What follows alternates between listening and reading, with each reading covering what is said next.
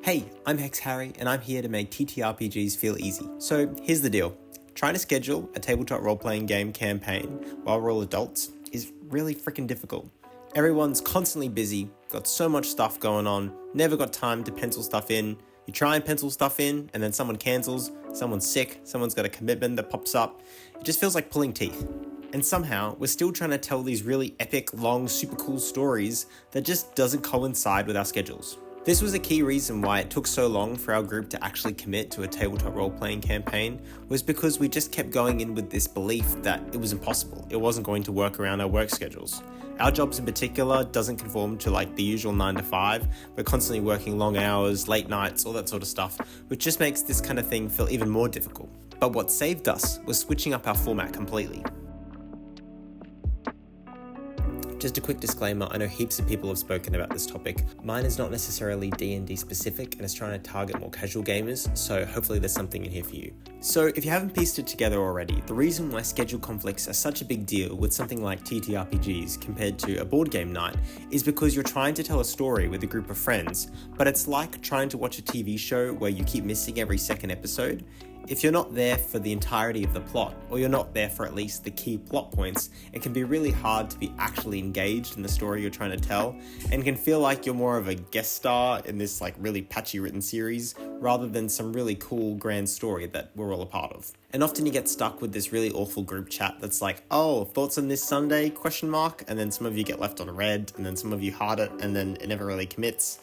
Yeah. It's gross. So the solution I came up with is something I'd like to call the Monster of the Week format. Think about your favorite procedural TV shows, like crime shows, X-Files, Buffy, all that kind of stuff, where sure, there's an overarching plotline, but every episode isn't necessarily critical to the story progressing. This is really counterintuitive to the usual Dungeons & Dragons campaign style, where you have a party of players that traverse a long distance, and it means that when someone disappears for a session, it's like, where did they go? Did they just disappear for the next 30 Ks that we traveled as a group?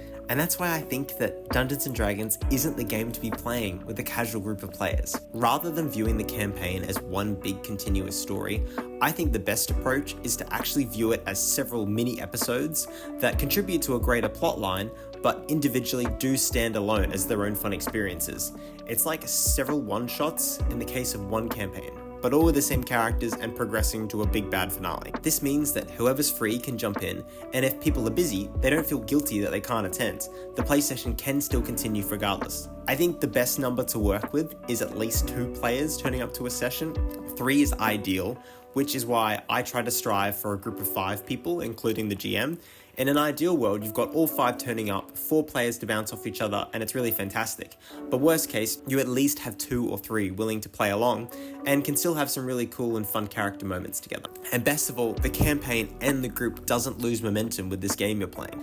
And yes, you can still have your big finales and your big plot twists. That's just when you actually flag with everyone ahead of time, hey guys, in about 2 weeks, I'd love to do this really critical plot episode. If everyone could make it, that would be fantastic. And if someone does fall through, even if it's the hour before, you can still whip out one of your usual procedural episodes and save that plot point for later on when everyone can attend. If you're trying to imagine how this works from a story perspective, try to think of it as the group of players have one home base or one location that they venture out from each episode or each session, rather than them traveling a long distance together. In the case of the Slug Blasters game that I played, this worked really intuitively because you had a group of teens that go home every night, but on a weekend, get together at their group hangout and then venture out for an interdimensional blast. And I'm certainly not saying you can't play D&D, it just means you need to rethink how the structure of the entire campaign goes. Now for a couple of quick tips for the GMs among us that are looking for some ideas on how to make this work. Recurring NPCs and factions with this kind of thing is super handy. It gives the feeling that there is story progression as your relationship with the faction or NPC evolves over the campaign. However, for players that missed past sessions, they still feel like their own solid problem that they need to deal with. Also, this structure really favors setups and payoffs, even more so than the usual linear style of things.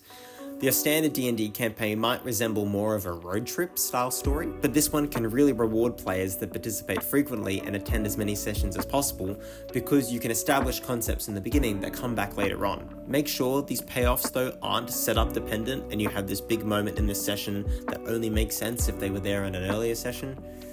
Use some common sense. We want to make it fun for everyone. I'm a big believer in this format, especially if you are trying to play longer campaigns with a group of people. I still think there's a place for the more linear storytelling, but the outcome of this approach is that we just got to play more often. We didn't feel like we had to cancel every time someone was sick, and all of a sudden we have this really consistent routine of sessions to turn up to. Believe it or not, my session prep actually also got a lot easier. I just found I only needed to design like a sandbox for the players to play in that week, a monster, a couple of interesting NPCs to talk to, a setup, maybe a cool climax towards the end, but the rest is up for the players to investigate and, put together the pieces on their own. I didn't need to consistently plan how this exact circumstance was going to lead to the next session, and I never needed to get them to a point in the story so that the campaign could progress. Again, if you have a highly committed TTRPG group that catches up 2 times a week and without fail, then sure, this system is totally not going to benefit you, and I'm proud of you. That's hard work. Well done. Be grateful. Enjoy yourself. But if this is the difference between you not playing TTRPGs at all and actually getting some session time in, this is an amazing option. One day I'll have my long, sprawling D&D campaign with a group of people that can turn up twice a week. But in the meantime, this version's really fun too. How do you guys keep your campaigns alive when everyone's busy? Drop it in the comments section. I'd love to hear your thoughts. And if you're looking for more ways to make TTRPGs feel easy, hit the subscribe button. There's more stuff coming like this very soon. In the meantime, thanks for joining me while I yap about this Monster of the Week system, and I hope to see you again soon.